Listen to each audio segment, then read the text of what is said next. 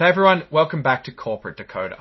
Today we're diving into a report from Rocket Pharmaceuticals, and let me tell you, this one has some twists and turns that could leave investors feeling a little like they're on a roller coaster. It's all about a gene therapy trial, so buckle up. This report highlights updates on a clinical trial for a new treatment targeting a rare heart condition. We're going to break down what the company is saying, what it really means, and what it could mean for patients and investors alike.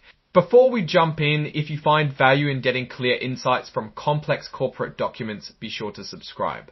Also, join our Discord community through the link in the description. This is a Form 8K filing which companies use to announce major events that could affect investors. In this case, Rocket Pharmaceuticals is sharing information about its RPA601 clinical trial.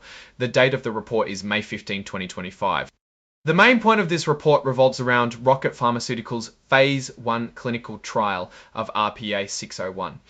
This treatment is aimed at patients suffering from plecophilin 2 related arrhythmogenic cardiomyopathy, which is a mouthful, so let's just call it PKP2-ACM. PKP2-ACM is a genetic heart condition that can cause irregular heartbeats and even sudden cardiac death. The company included an investor presentation that goes into more detail about the trial. Investor presentations are often used to highlight the positive aspects of a company's progress. It's important to note some of the information here is furnished, not filed. That means Rocket Pharmaceuticals isn't legally as responsible for it compared to filed information. This is like when someone tells you something off the record. The company is also saying that this update is not necessarily critical. This is pretty standard legal language, but it's a little curious why they make such a point of it. The company issued a press release about the data from the RPA601 trial. Companies use press releases to control the narrative and put their best foot forward. Let's take a look. Here are the exhibits attached to the 8K filing. Exhibit 99.1 is the investor presentation, and Exhibit 99.2 is the press release. These documents will likely contain more detailed information about the trial results and management's perspectives. Unfortunately, this specific report does not contain information about the financial situation of the company. A look at a 10K or 10Q would be necessary to assess that aspect of the business.fee. Let's step back and assess Rocket Pharmaceuticals. Direction assessment, Rocket Pharmaceuticals is focused on gene therapies for rare diseases. This is a high-risk, high-reward area. Gene therapies have the potential to be game-changing for patients, but they also face regulatory hurdles, manufacturing challenges, and high costs.